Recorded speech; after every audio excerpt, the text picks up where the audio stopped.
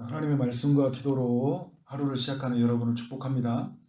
신명기 30장 1절부터 14절은 이스라엘 백성 가운데 일어날 미래적인 메시지고요. 15절부터 20절은 이스라엘 백성들이 오늘 그리고 가나안 땅에서 어떤 일을 행해야 되는가라는 어떤 현재적이면서 또 그러면서 또 미래적인 메시지예요. 가나안 땅에 있을 이야기고 1절부터 14절은 가나안 땅에서 쫓겨났던 이후의 이야기를 미리 앞서서 알려주고 있어요. 미리 이제 오늘로 가지고 와서 하나님께서 모세를 통해서 말씀하고 있는 것이죠. 이제 오늘 말씀을 이렇게 보면 그래서 이스라엘이 가나안 땅에서 쫓겨가서 이방 민족에게 포로가 된 날이 있을 것이라는 건데 바벨론 포로를 이제 두고 이야기를 하는 것 같아요. 그때 이제 어떻게 하라고 하는가? 하나님이 명령한 것을 온전히 따라 마음을 다하고 뜻을 다하여 하나님의 말씀을 청종하라. 2절의 말씀을 하고 있어요. 하나님을 온전히 따르고 하나님께로 마음을 향하고 하나님의 말씀에 순종하는 자에게 놀라운 축복이 있을 것인데 몇 가지 축복을 이야기하고 있어요. 첫 번째는 뭐냐면 다시 약속의 땅, 가나안 땅으로 돌아오게 할 것이라는 거예요. 3절을 보니까 하나님께서 마음을 돌이키시고 너를 국률이 여기서 포로에게 돌아오게 하실 것인데 흩어져 있는 모든 백성을 모으시는데 쫓겨간 자들이 하늘가에 있을지라도 하나님은 거기까지 가서 그를 인도하실 것이다. 이렇게 약속해 주고 있어요. 두 번째는 조상들보다 번성하게 하는 축복이에요. 5절을 보니까 하나님께서 선을 향하사 너를 내 조상들보다 번성하게 하실 것이며 라고 말을 하고 있어요. 하나님이 이제 이스라엘 백성들에게 가나안 땅에 들어가는 백성들에게 복을 주셨는데 다시 돌아오는 백성들을 향해서 더 큰 복을 주실 것이다. 이제 이 약속을 하고 있어요. 세 번째는 마음의 할례를 베푸는 축복이에요. 6절을 보니까 내 마음과 내 자손의 마음에 할례를 행할 것이다. 마음의 할례를 행한다는 말은 마음의 악을 잘라낸다는 의미를 가지고 있어요. 얼마나 놀라운 축복이에요. 이스라엘 백성들이 가나안 땅에 들어갔을 때 엄청난 죄를 짓게 됩니다. 하나님이 명하신 이 명령을 행하지 않아요. 십계명으로 말한다면 십계명 모두를 범해요. 왜 이런 죄를 짓는가? 그들이 할례를 받지 않았기 때문인가? 그것도 아니에요. 그들이 말씀이 없었기 때문인가? 그것도 아니에요. 그들은 언약이 다 맺어진 사람들이었어요. 말씀도 있고 할례를 받은 사람들. 그들에게 예배가 없었기 때문도 아니잖아요. 제사가 없었기 때문도 아니고 다 있었어요. 왜 이렇게 죄를 지어서 가나안 땅에 쫓겨갔는가? 부패한 마음의 문제예요. 완악한 마음이 그들로 하여금 죄를 짓게 한 것이잖아요. 그래서 에레미야 선지자는 만물보다 거짓되고 심히 부패한 것이 인간의 마음이라고 했어요. 마음이 부패했기 때문에 죄를 지은 거예요. 그런데 하나님이 이 마음을 고치겠다는 거예요. 어떻게 해요? 마음에 할례를 행하겠다는 거예요. 네 번째는 어떤 축복이냐면 하나님이 말씀을 행할 수 있는 축복을 허락하셔요. 8절을 보니까 내가 돌아올 때 하나님의 모든 명령을 행할 것이라고 그래요. 이게 이중적인 작용인데요. 말씀을 지켜 행하면 청종하면 돌아오게 하실 것이라고 하는데 그럼 돌아오면은 또 하나님 말씀을 지켜 행한다고 하는 거예요. 조금 이따 제가 말씀을 드리면 더 중요한 의미가 담겨 있어요. 11절에 하나님의 명령은 어려운 것도 아니고 먼 것도 아니다. 우리가 늘 어려운 게 하나님 말씀이 힘든 게 뭐예요? 어렵잖아요. 그리고 멀어요. 이게 그림의 떡이에요.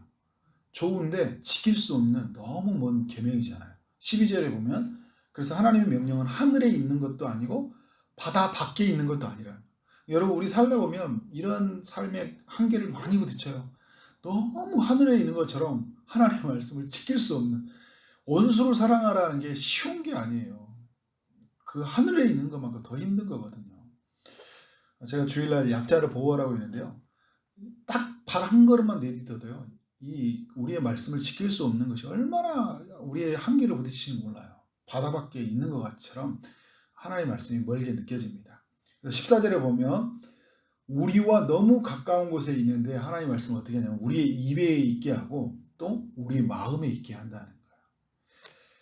두 번째, 세 번째, 네 번째 여러분 축복이 어떤 축복을 말하는 걸까요? 조상들보다 더 번성해진다. 가나안 땅에 들어가는 사람들보다. 그리고 마음의 할례를 행한다. 하나님의 말씀을 지키게 한다. 이것이 어떤 누구로 말미암아 이루어진 이야기를 하고 있을까요?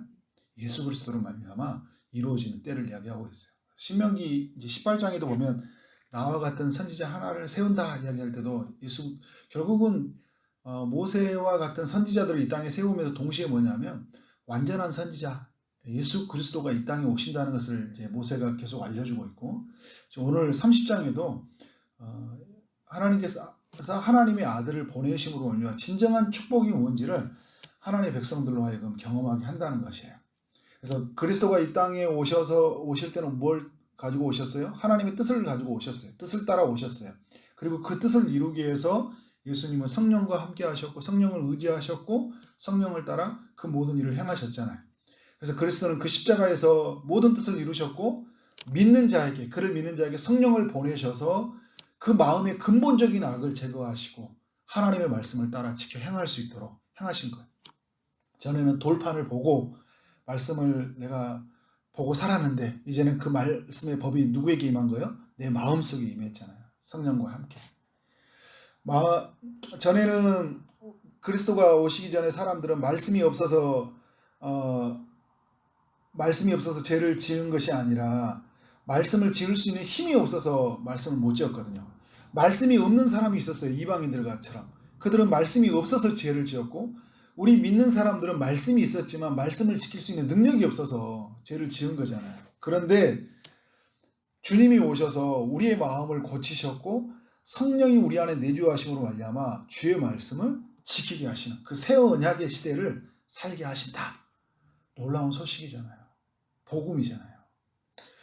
왜 여러분 이 모세는 가나안 땅에 들어가는 이스라엘 백성들에게 이 먼 미래의 이야기를 하고 있는 걸까요? 먼저는 제가 그 지난주에 말했던 것처럼 이들의 약함과 악함을 알고 있기 때문이에요. 이들은 말씀을 지킬 수 없는 그 약한 존재들이었고 그리고 부패한 본성을 가지고 태어난 자들, 아담 안에 태어난 악한 존재들인 걸 알고 있었기 때문이에요. 말씀을 가지고 있었지만 유리하게 말씀을 적용해 가고 자기들에게 맞는 것만 적용해 가는 그런 연약한 인간들, 악한 인간들이라는 것을 알고 있었다는 것이잖아요. 네, 모세는 이러면서 그들의 연약함과 악함을 아셨기 때문에 결국은 이것을 해결할 수 있는 건 뭐예요? 예수 그리스도가 오셔야 되거든요. 약한 나로 강하게 그리고 선하신 주님, 온전하신 주님이 오셔야지만이 우리는 근본적인 악으로부터 벗어날 수 있고 하나님이 주신 말씀을 순종하는 자에게 복을 누린다고 했는데 이게 그림의 떡으로 되는 게 아니라 예수 그리스도가 오셔서 말씀에 순종하심으로 말미암아 얻어진 모든 복을 그리스도를 믿는 모든 자에게 누리게 할 것이라는 그런 약속을 주시는 것이고요. 또 어떤 메시지를 주냐면 이런 이 이스라엘 백성들로 하여금 또 오늘 우리 시대에 사는 메시지 가운데 중요한 메시지는 뭐냐면요. 돌아오라는 거예요. 1절과 2절에서도 보면 정말 이 말씀이 기억나거든 뭐라고 하냐면요. 돌아오라는 거예요. 9절 그 8절도 이야기하고 있죠. 너는 돌아와 라고 이야기하고 있어요. 9절도 여러분 뭐라 하냐면 돌아올 것을 이야기하고 있어요. 그래서 하나님이 결국은 우리가 말씀의 순종함으로 삶의 터전도 잃고 소유도 잃고 건강도 잃고 또 다 잃어버렸을 때 그 마음의 공고한 날 하나님이 그 은혜를 바라보며 돌아오라는 이야기를 하고 있는 거잖아요. 이스라엘 백성들을 향해 이런 메시지를 그들에게 들려주고 있고 오늘 우리에게도 어떻게 보면 들려주고 있는 거예요. 그러니까 우리는 약하고 우리는 악하다. 그런데 하나님이 행하신 일들이 놀랍다. 이 사실이 생각이 기억나거든 어떻게 하고 있는 거예요? 그때마다 하나님께로 돌아오는 거예요. 복음으로 돌아오는 거예요. 그래요. 주님, 저는 주님 없이는 살 수가 없습니다. 주님이 이루신 일, 그 십자가에서 이루신 일을 이거밖에 저는 살 수 없습니다. 라는 마음으로 늘 우리는 하나님께로 돌아오는 거예요. 오늘도 돌아오는 거잖아요. 그러면서 여러분 우리에게 뭐예요?